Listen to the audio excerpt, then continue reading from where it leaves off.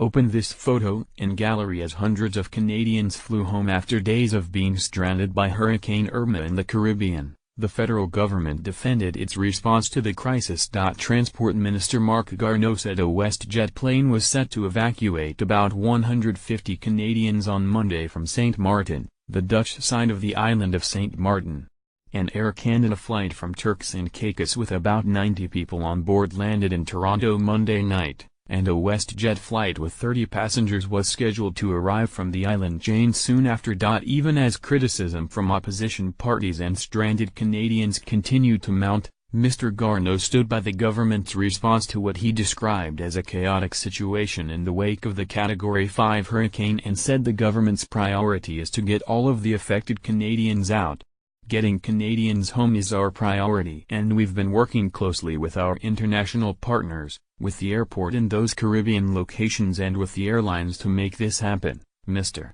Garneau said at a briefing with other ministers and government officials in Ottawa on Monday. Asked by reporters why military aircraft hadn't been deployed earlier, Mr. Garneau said that the military is a backup in these situations, while commercial planes are the first option. A federal official later told the Globe and Mail that the government didn't send military aircraft because the capacity with the private carriers is there. Some Canadians still awaiting evacuation from the Caribbean, along with their relatives back home, say the response is too little, too late, charging that Ottawa should have sent its own planes to the desolated islands to recover Canadian nationals, as the United States did for many of its citizens. "I'm really disappointed at the lack of support from our government," said Alex Bradu of Calgary, a student at the American University of the Caribbean School of Medicine in St. Martin, who was allowed to board a U.S. military plane to Puerto Rico on Sunday after failing to secure a seat on a Sunwing flight out of St. Martin. He was among the handful of foreign nationals who joined more than 1,200 U.S. citizens airlifted from the island by the Puerto Rico and New York Air National Guard.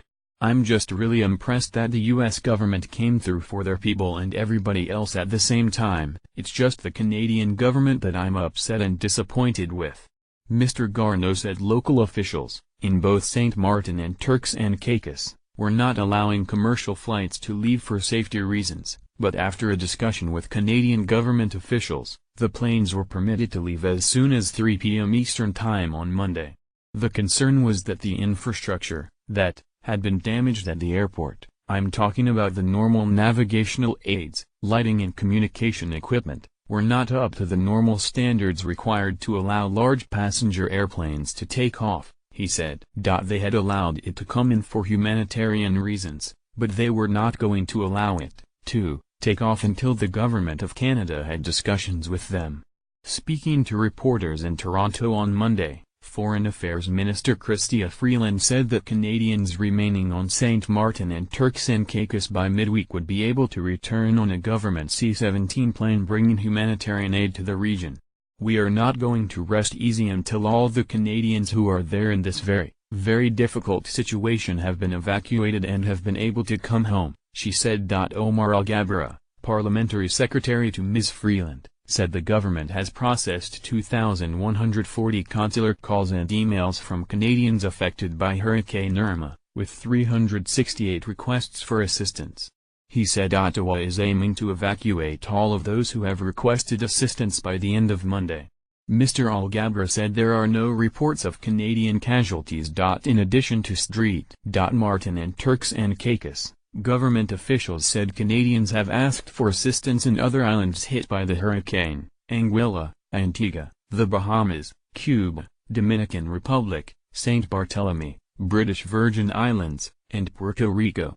They said it is hard to know exactly how many Canadians are affected as they are relying on people to reach out to Global Affairs. The government said it has increased the number of staff working at its emergency response center in Ottawa. Still, Canadians with friends and family in the affected region called the federal response to the disaster disappointing and chaotic. "The information I was getting from my personal connections was better than what Global Affairs was giving me until about lunchtime today," said Robin Berman, whose sister lives on the island of St. Martin and made it onto one of the departing WestJet flights on Monday. Meanwhile, The federal conservatives also criticized what they described as a slow response from